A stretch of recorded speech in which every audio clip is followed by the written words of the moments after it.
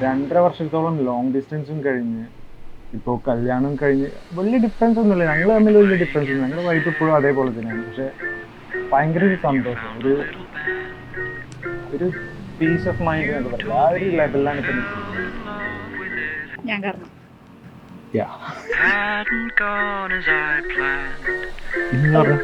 എനിക്ക് സെയിം ആണ്.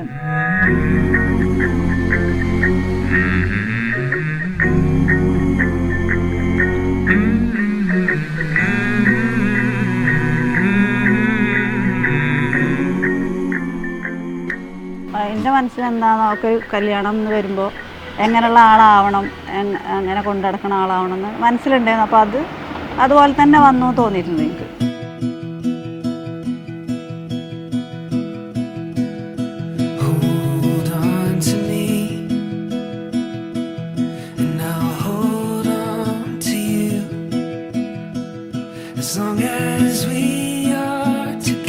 ഞങ്ങൾ എത്ര വഴക്കുണ്ടാക്കിയാലും at the end of the day ഞങ്ങൾക്ക് ഒരുമിച്ച് എല്ലാവരും വേണം, അങ്ങനത്തെ ഒരു ഫീലാണ്.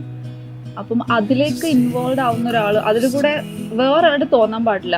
അങ്ങനെ ഒരാളെ നമുക്ക് എപ്പോഴും വേണം തോന്നിയിരുന്നു. വാപ്സായാലും ഉമ്മയായാലും ബ്രദേഴ്സ് ആയാലും ഒക്കെ അങ്ങനെ ഒരാൾ തന്നെയാണ് കിട്ടിയെന്ന് എനിക്ക് എപ്പോഴും തോന്നാറുണ്ട്. കാരണം എനിക്കിപ്പോഴും ഞാൻ അവരോട് ചെയ്യുന്ന എല്ലാ വാശിയും ഞാൻ റോഷനോട് എടുക്കാറുണ്ട്. Is like completely okay with it.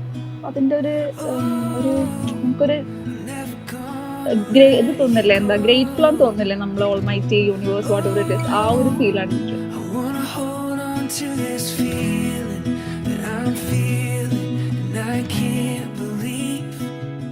കൂടുതൽ എല്ലാ കാര്യത്തിലും അവിടെ തന്നെ മുൻകൈ എടുത്ത് അവിടെ തന്നെ സെലക്ട് ചെയ്തു. എന്താ പറയാ, ഒന്നും മോശമായിരുന്നില്ല.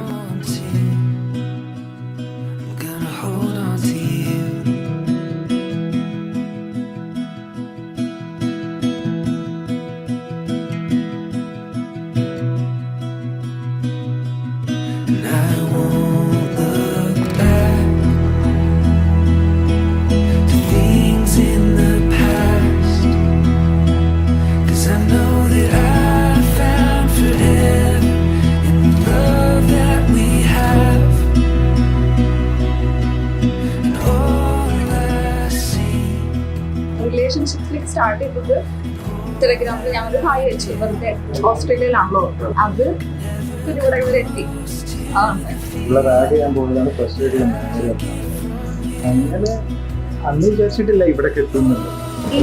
കൊണ്ട് വെച്ചിട്ട് എന്നെ ക്ലാസ് കളപ്പിച്ച് അത് അങ്ങോട്ടും ഇങ്ങോട്ടൊക്കെ മാറ്റാനൊക്കെ പറഞ്ഞ് അങ്ങനെ ചെയ്തതാണ്. പിന്നെ ഫ്രണ്ട്സ് ആയിരുന്നു.